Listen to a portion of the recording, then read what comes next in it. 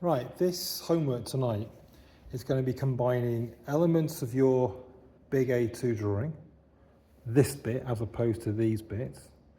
You're going to be relating it to aspects of your art history, but most importantly, you're going to be relating it to my sculpture. Now I'm going to be giving you photographs of this and different sections of it to show you what it looks like. And you are going to make some drawing here, which is going to combine all the best parts you got through here. But now we have to synthesize it with where we go in this piece. So if you look at this sculpture, and it's quite old now, it's got quite dusty, but it's very similar to what we're going to be doing. You can see that each of the shapes is made out of a lump of card.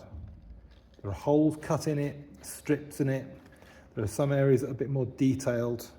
There are flutings and pipes. A lot of the shapes have been bent and structured so they have a 3D, and that makes it rigid, okay? Without that, they won't stay together. So you put the score in it and bend it. So that's where we're going. Some of the shapes are quite organic, like this one through here, and some of the shapes are more mechanical. So with that in mind, the drawing that you're going to do, if I get this a bit closer now, it's going to be following this kind of format. Now in class, you've been doing these drawings which were like continuous line drawings with very deliberate quality. Now this is a bit like that. It's going to start off in that way. So you can see here that similar things are happening. You've got brown shapes that have been cut out. I've got another one here, and I've also used white paint, and the white paint's been used to go back into parts. I've got white shapes on brown. But you've also noticed that some of the shapes in through here are very simple and uncluttered, but other areas down through here are becoming more and more complex. You can also see that there are some areas that I'm knocking right back into shadow just by using different forms of shading. There's also a sense of 3D because I've got these cast shadows that are coming between one shape and another.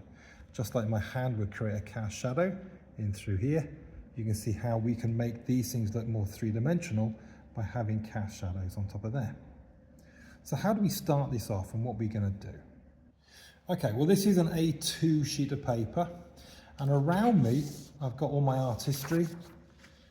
I've got my drawing, which I did on the A2 sheet of paper, and I'm keeping an eye on those things because these are the shapes, but especially these shapes on the A2, these are the ones that are going to end up on here, okay?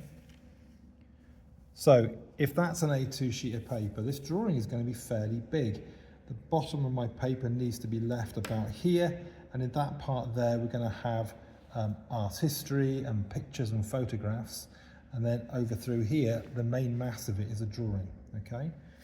So I start, and again we talked about this in class, you want to make your lines light but purposeful, and you're taking the shapes. So if I bend this here now, like that, I'm going to be taking the shapes that I see through here and drawing onto there and let them spread up and down the sheet. They don't have to go right to the top, but say about there. Right, don't take your pen off the paper, your pencil rather. The other thing is, of course, don't forget your pencil needs to be very sharp. Drag it down and keep an eye on the shapes that you have already drawn.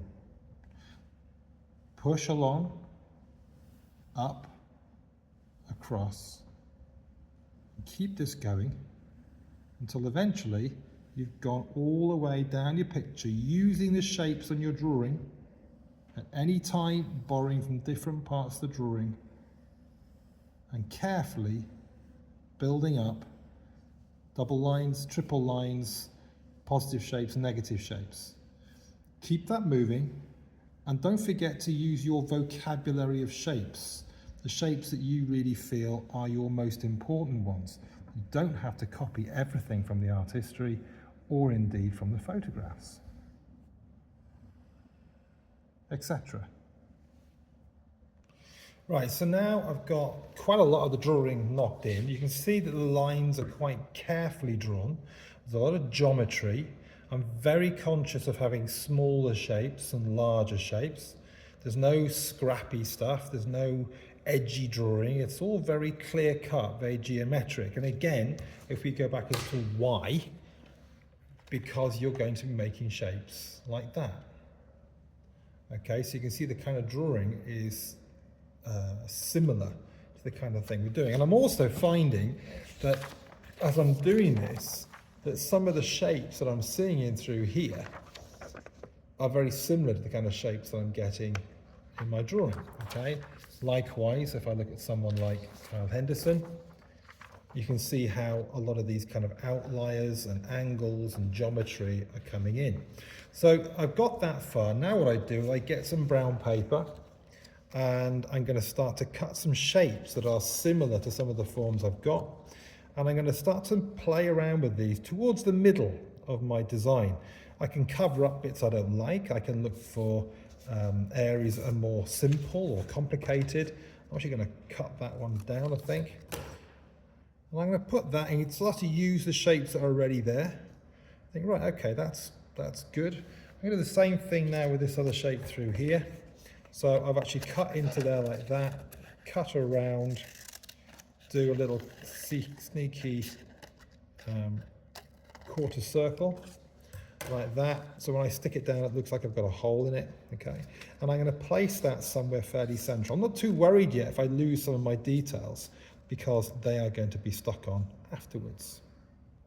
Okay, so now what I've done is I've stuck on about 3 or 4 reasonably small pieces, not too small, reasonably small pieces that begin to block out some of the information underneath. And if you look at where we're going to go, you can see that what we're now going to do is work back into those and find some of those shapes, okay? So back to my pencil. Now you've got a choice here. You can either find, if I go really close here now, so you can actually see what I'm doing, hopefully without my phone falling off the holder. You can either decide to refine the original shapes by drawing them in on top, like that. Maybe take that one across to there. Or I could decide to leave this as an overlapping shape. So now I'm not going to put these through here, I'm going to leave that as it is. I can, however, draw new shapes on top of these. So I'm going to start to break down these shapes into some new forms. Again, using the limitation of the vocabulary of shapes. This one's going to go on top like that. This one I'm going to leave flat, but I'm going to build a new shape like one of these here. I'm going to build that in there like that. So they're gradually getting more and more kind of complex, and they're beginning to build up. Now, it doesn't mean to say that I stopped here. I can go back in here at any time and start to add more in. But first of all, we're going to start to play around with the idea of tonality and overlap. So if I go back to here, some of the work you've got from your art history is full of greys and blacks and whites and even textures. So what I want to do is to have some areas like this, which are entirely in the shadow, in the background. And other areas like, say, here, which have little textures on. And things like in through here, you can see a cast shadow as it goes down. So how do we do that? If I take a shape like, say, this, I want to make, for example, that one in front of that. So I'm now going to shade quite heavily up to that edge, like that, and then just blend it out, okay? Back into here, and blend it out. Very, very sharp, very defined, very, very geometric. Let's now take another cast shadow. Let's put this shape, the white shape, on top of that one, which means I need a slightly cast shadow. Take it out at an angle there like that. I go a little bit darker in the actual very edge. Take it down to here. And I can go at a slight angle as well. So it's maybe it's tilted. So now I can see how it's more shadow here than here. And I can keep doing that now to a lot of these shapes so that I get the impression that these things are over and on top of each other. And we're doing this, of course, because you're going to build a sculpture. Cross-hatching, shading like that, quite traditional shading, maybe a little bit of line work as well.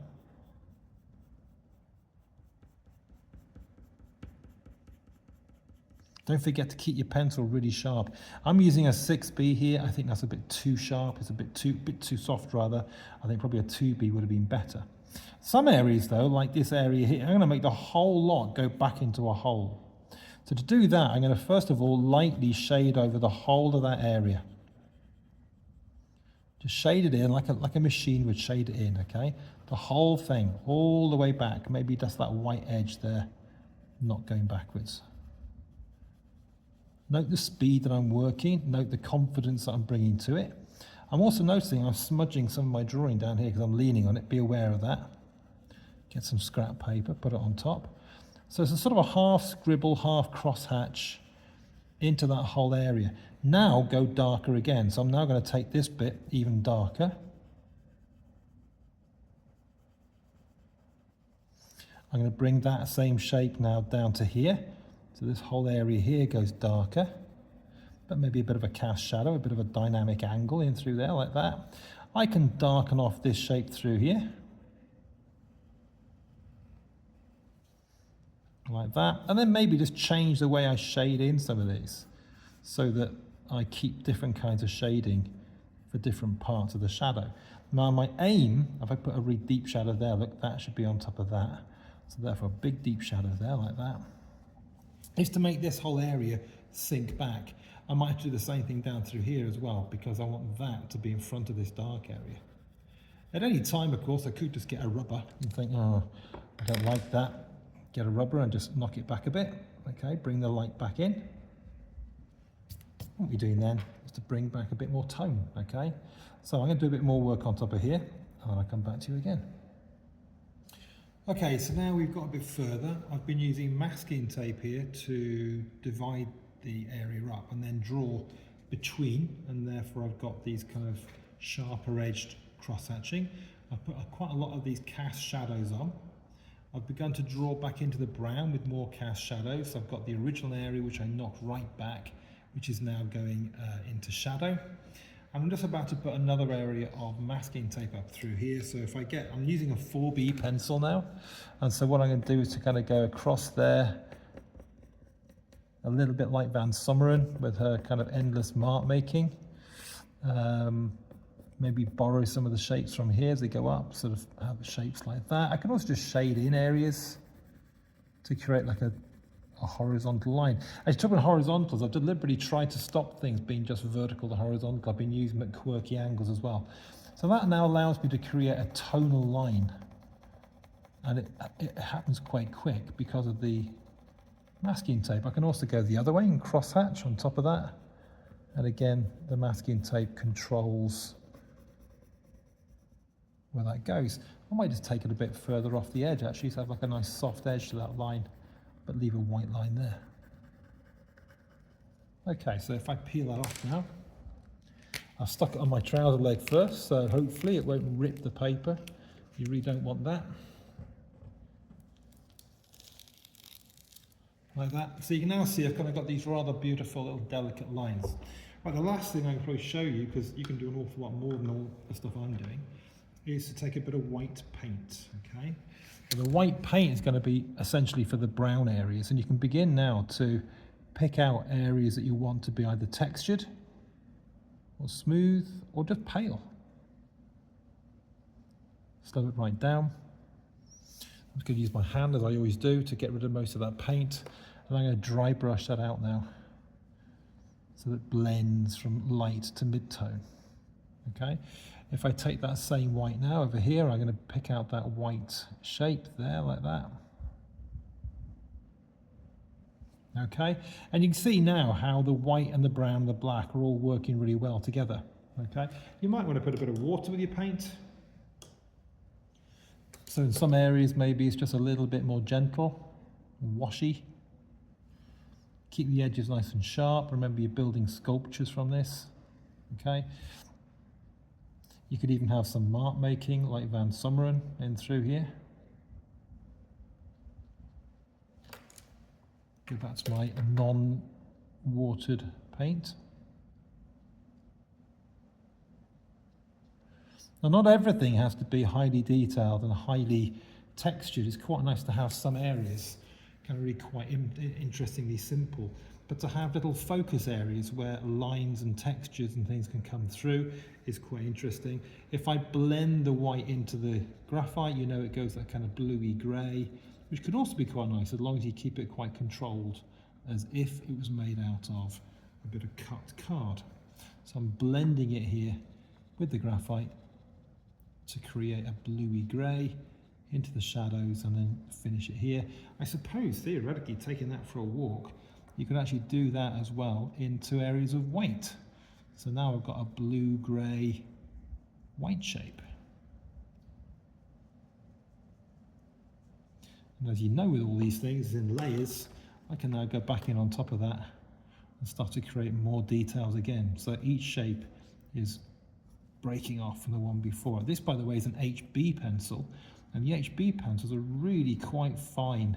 They're not much good for everything, but for little tiny details, they really are beautiful. So what I want you to do is to carry on like that. I'll show you in the homework how to lay the whole thing out. A2 sheet of paper. Don't forget your art history.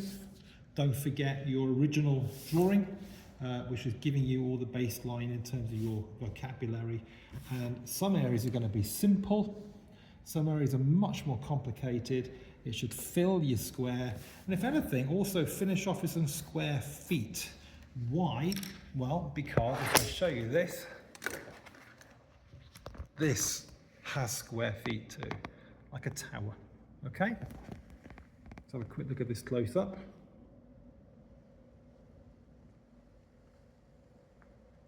Now this has taken me about 3/4 of an hour. You've got 5 hours. What could you do with yours? Probably go a lot further than that.